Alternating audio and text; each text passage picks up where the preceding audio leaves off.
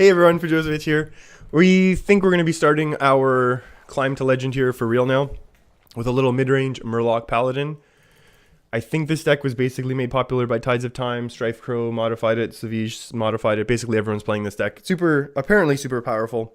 So we may have a lot of these types of decks to be posting and sharing for the next week or so until we make it to legend, unless we hit some ridiculous 25 game win streak, and then we'll just make it there in this afternoon. So this deck basically relies on converting your hero power to Murlocs very early with the Vilefin Inquisitor, which luckily we were able to do here. Ideally on turn 2, you're going to be playing your Rock Pool Hunter to buff it up. So you're going to have a whole ton of power on board. You'll have a 2-4 and a 2-3. And then if the universe aligns and everything is continuing to be good, we're going to be able to hit that with a Murloc War Leader and kind of win from there.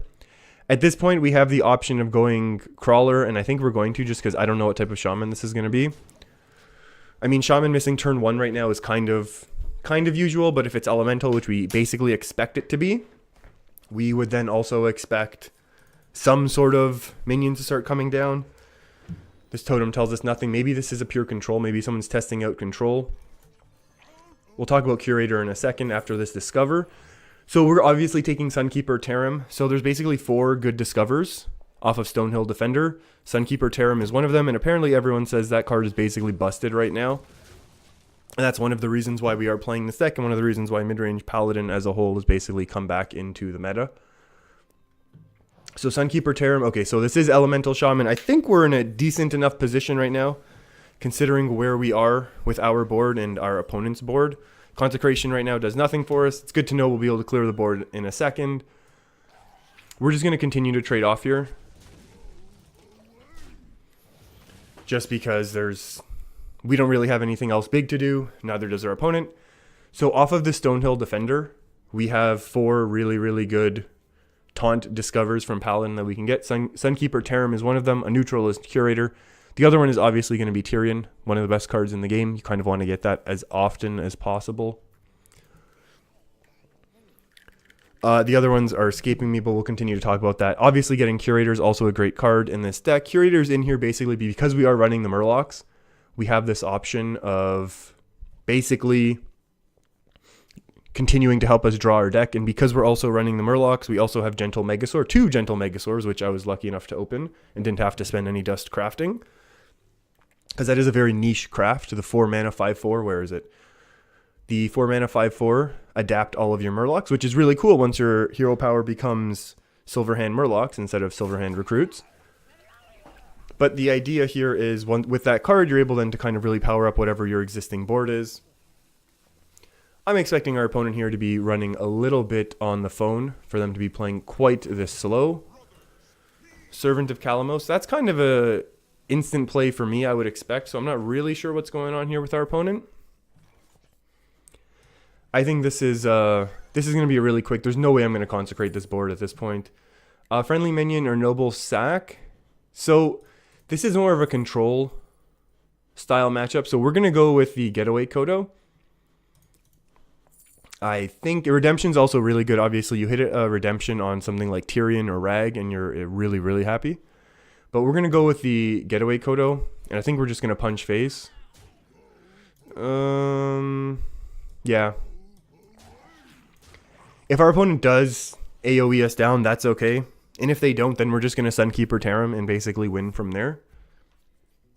And then we'll have a follow-up turn to refill our hand with Curator, and we still have our board clears ready to go. And then we'll save our Getaway Kodo for once we only have big things on board. Looks like our opponent may be waking up a little bit in terms of how they're playing. And maybe our entire board got cleared here, which would be a little unfortunate for us. But to be honest, not the worst thing in the world. So we do have the option of playing Sunkeeper. And that would mean then that our board trades favorably with our opponents. We don't really have any other options, so we're just going to Sunkeeper here and not feel too bad about it. It weakens our opponent's board to the point where they'll just have to trade and use extra resources to remove this. And then next turn we're not going to feel bad about playing Curator or doing some other combo of anything else. That's actually very reasonable, I think, for us right now. Oh, our opponent trading off is actually pretty nice. And now we're just curious if we want to play Curator or if we want to get away Kodo and try and stall out our opponent a little bit more. Going into turn 7, they do have their elementals activated, so they can do big, scary elemental things. I'm not too worried about those. I'm not too worried about that, to be honest. We can get away Kodo pass. It's obviously a little bit slow, but I think in this matchup we have to kind of be slow in order to really... I think in order to win, we're going to have to be slow here. And no matter which one of these attacks in, I think we're in a really good situation here. Maelstrom Portal's fine, because we're going to get another Sunkeeper. The issue is we're very, very behind right now. That's unfortunate. We do actually now have the option Equality Consecrate, and that might honestly be what we want to be doing. That's 2 + 4 is going to be 6. We'll only be able to go 7, 8, but I think that might be reasonable to set up for a reasonably big enough turn next turn. And because we have the second Consecrate, I think we're also okay that way. We obviously wish we were using Equality on something slightly bigger. We're still going to have only maximum 2 attack. So I'll just go Silverhand Recruit here, or Tiny Hand, Silverhand Murloc, Tiny Hand Murloc. I think that is basically a reasonable play. That definitely wasn't the ideal Equality Consecrate. This is very, very okay for us, I think, right now. Just to get rid of this Divine Shield effectively for free. We now have a couple decisions to make. We don't really want to Sunkeeper Tarim this, because we're not able to get rid of this minion here.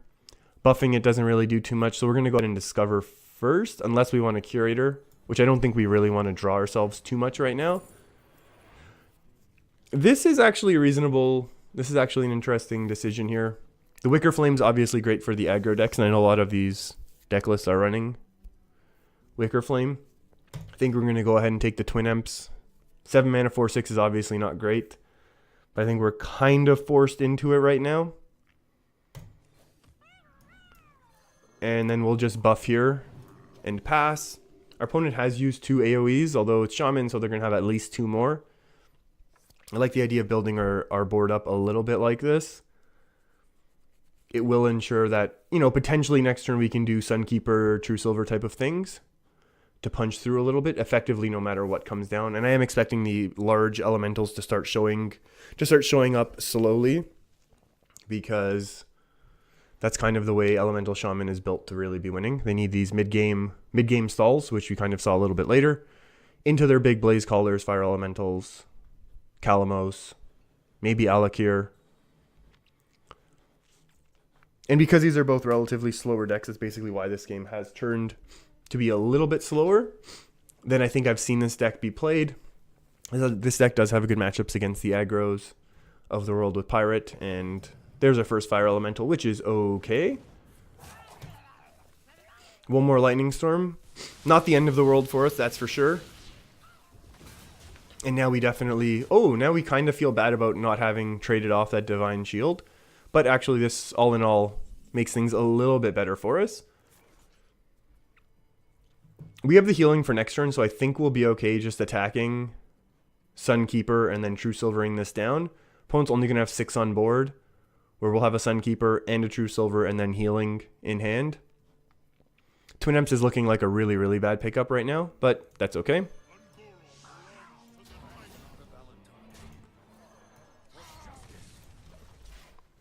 Obviously not putting ourselves in a very, very strong position here, but our opponent is slowly having their resources removed, although they're going to be able to have a whole bunch more elemental activations in the coming turns, which is going to be a little bit of a problem for us.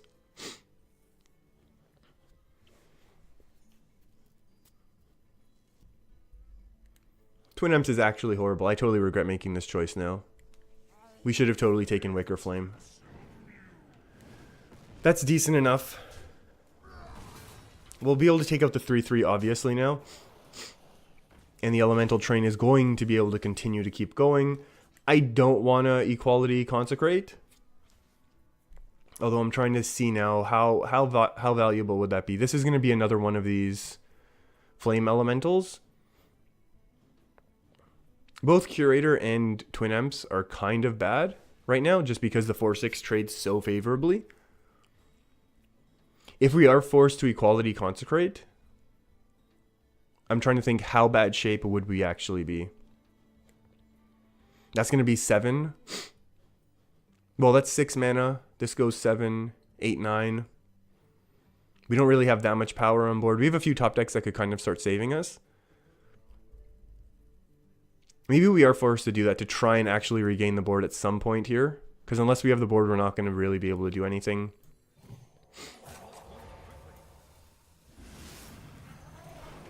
And this does also now... Unfortunately, yeah, with having Vilefin in the late game, generally you want to be generating more and more tokens, but we weren't able to do that here because we needed to clear the board. And this does help us save our last True Silver Champion charge, which will be useful. Ooh, that could be horrible for us. Our opponents should double trade, I think. Oh. Setting us low is also obviously a really good result. Luckily, we do have the healing here. One of the reasons why I like... It is good to see here, though, that we do have some options in order to be... Oh! Did I just do something silly?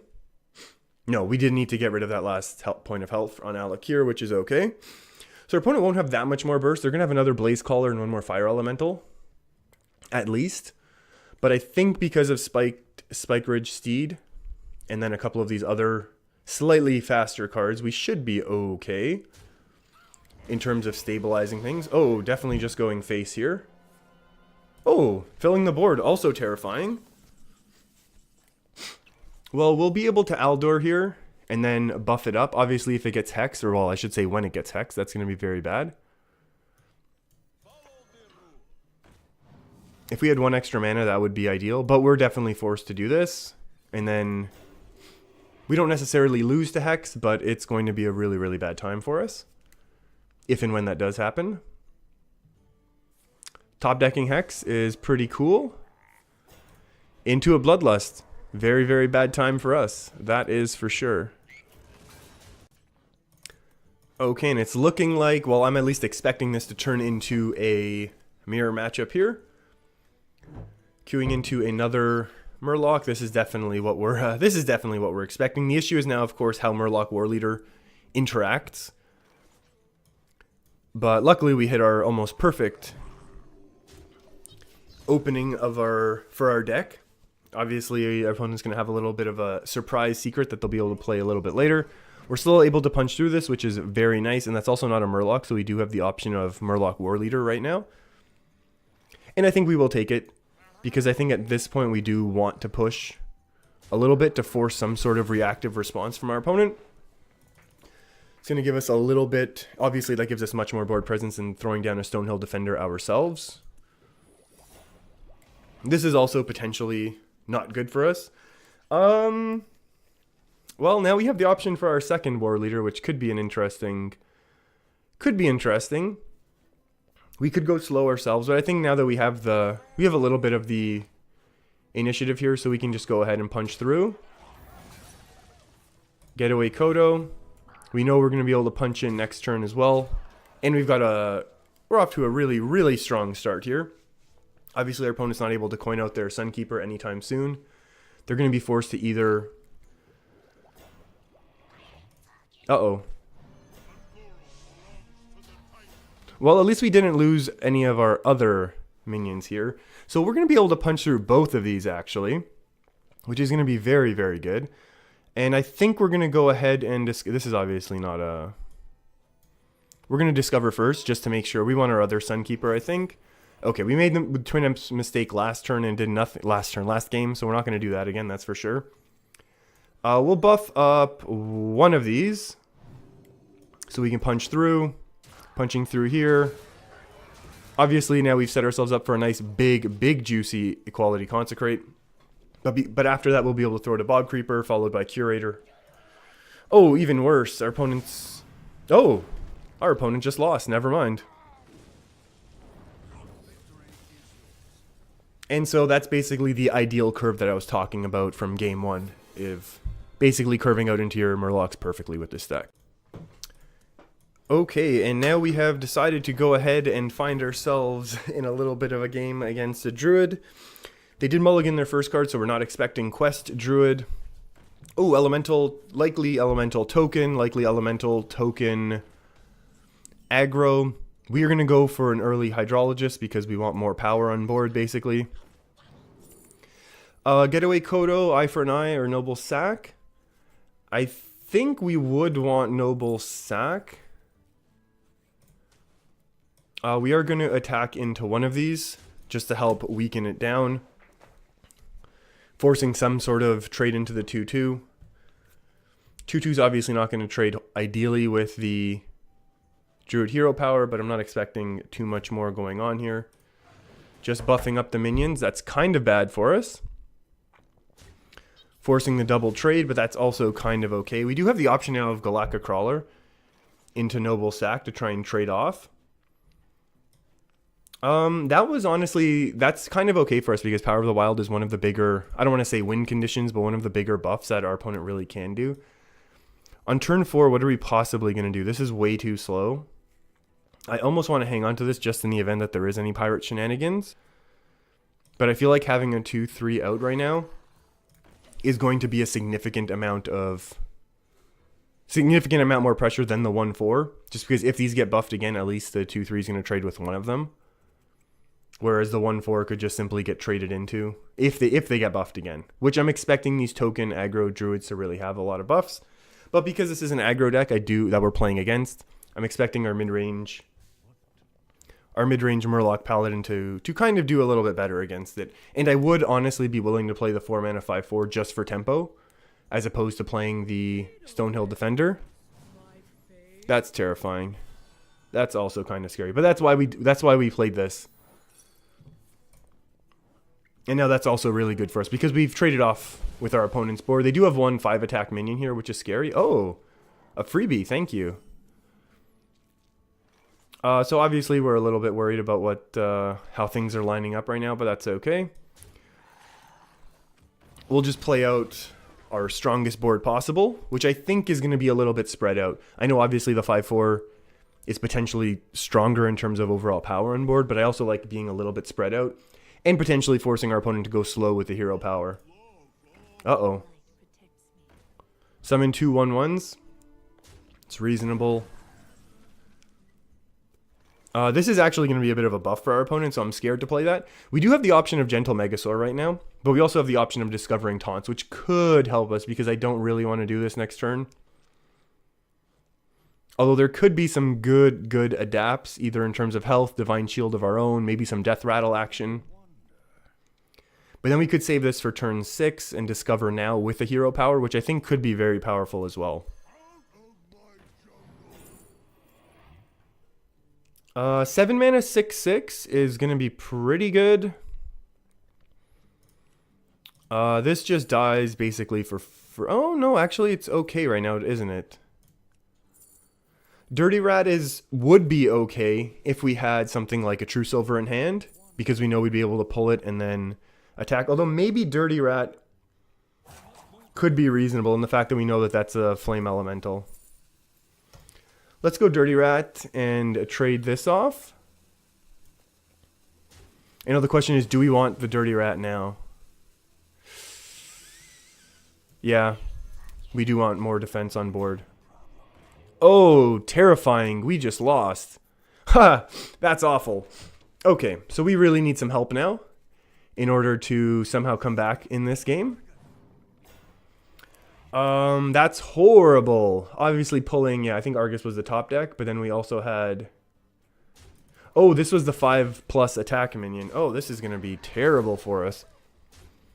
Now, obviously, we are kind of able to stabilize a little with the Sunkeeper, at least in terms of, you know, these larger attacked minions. Although there is the issue that there is still a Divine Shield here, which is going to let our opponent trade off favorably. And then the Death Rattle is obviously not going to be a great thing for us either. Ooh, that Dirty Rat backfired horribly, but that's okay. We still got a chance. If there's a buff now, oh, now we need a Consecration, that's for sure. Because otherwise we're not going to make it to Rag. Rag's not going to be there to save us, because these could easily be Savage Roar. Consecration or lose? Almost. We'll get rid of that one, and then we'll play the Gentle Megasaur. Ooh, this could be a horrible loss against an aggro deck. Oh, that dirty rat. Oh, that dirty rat. And I did mistake this. I should have realized this, that the card that I thought was the discovered one was not actually... Well, we did call the Savage Roar death, that's for sure. This is way more than lethal, right? Oh, yeah. Not even close. Sadness.